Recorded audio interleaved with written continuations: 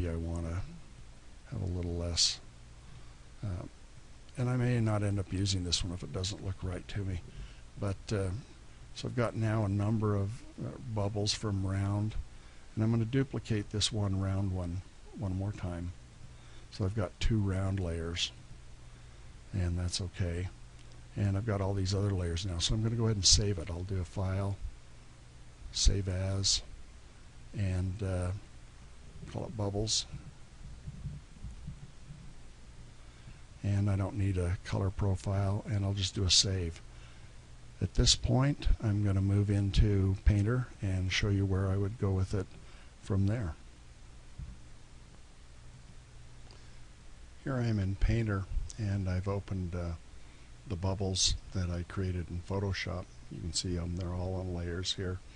And what I'm going to do is these first 2 round bubbles, I'm going to go ahead and select those, and I will group them. And it is, you can come up under layers, group somewhere. There we go. Usually, again, I will use the control, the keyboard keys. Actually, let me do one thing first. I'm going to ungroup them. So it is Control U. I want to duplicate this one layer because I want to use it a little bit later. Layer. Now I'll reselect these 2, and I will go ahead and group them. Control G. Sorry, I keep right clicking.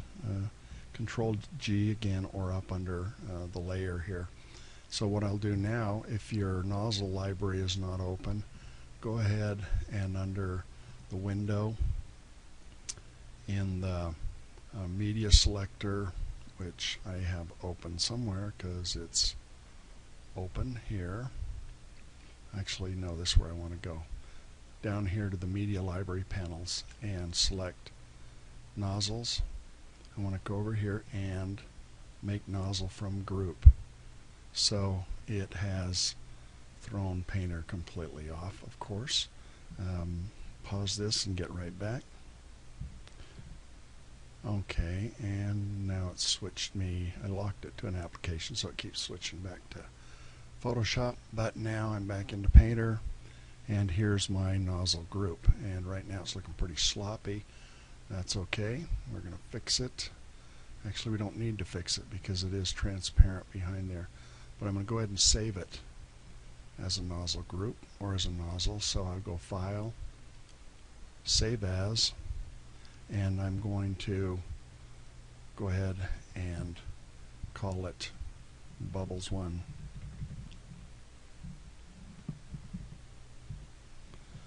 And then I can go ahead and close that. I'm going to go ahead and hide that group, and I will select this other group of all these other bubbles and group those. So Control G groups those, and I'm going to come back into here and make nozzle from group.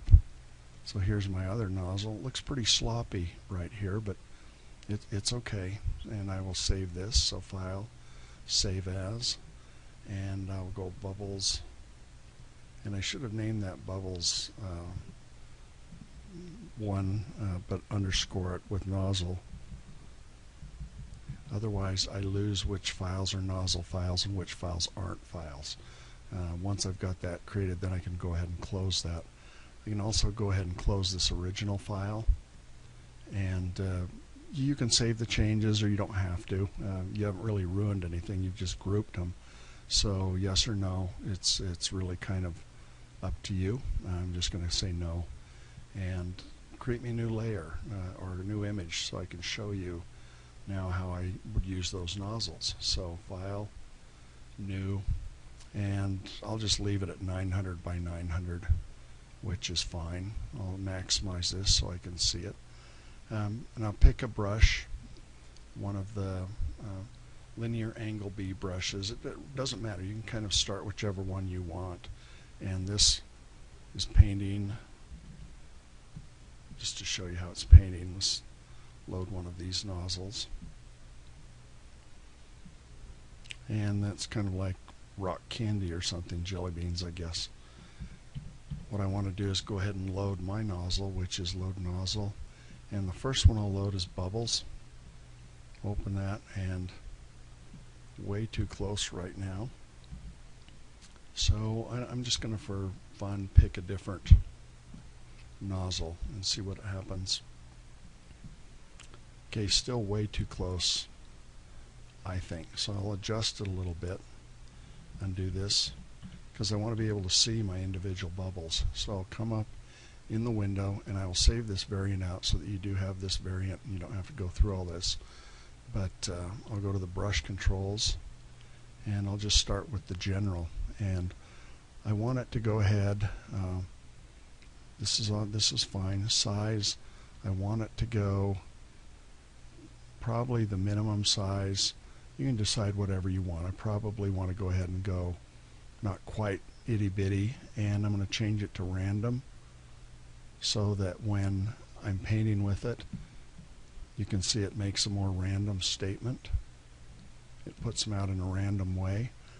Spacing, this is where I got to increase it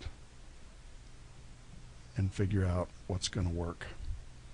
So probably I'm going to go with the max in all these. And I still get a lot of overlap.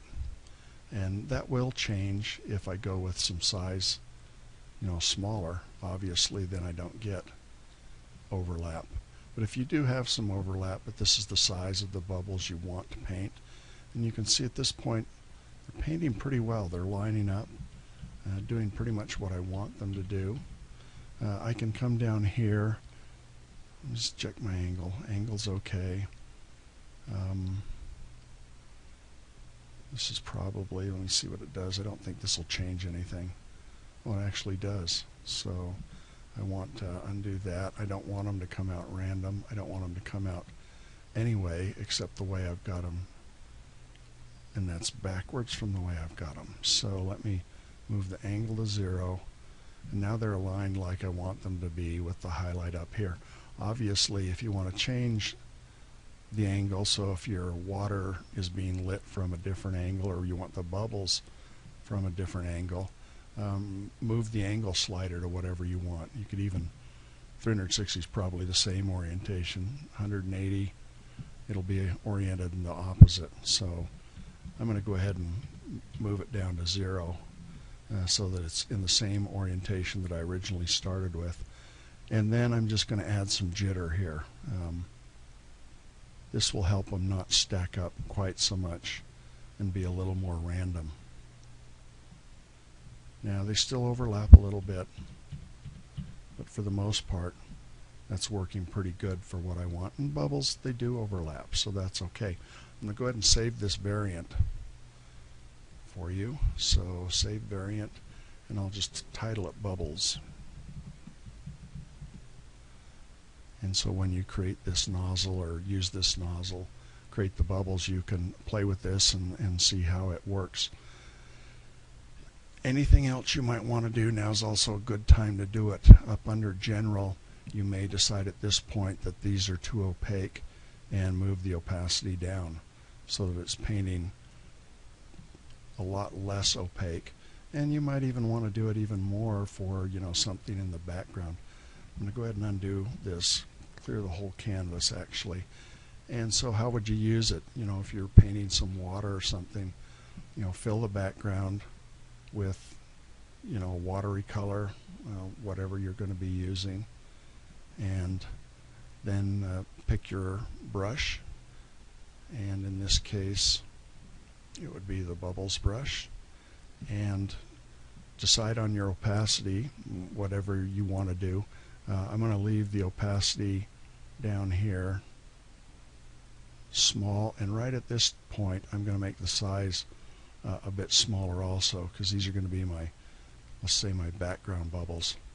And so all of a sudden, going up from the bottom of the water in, you can see they're transparent nicely, and they don't they don't distract you from what's happening.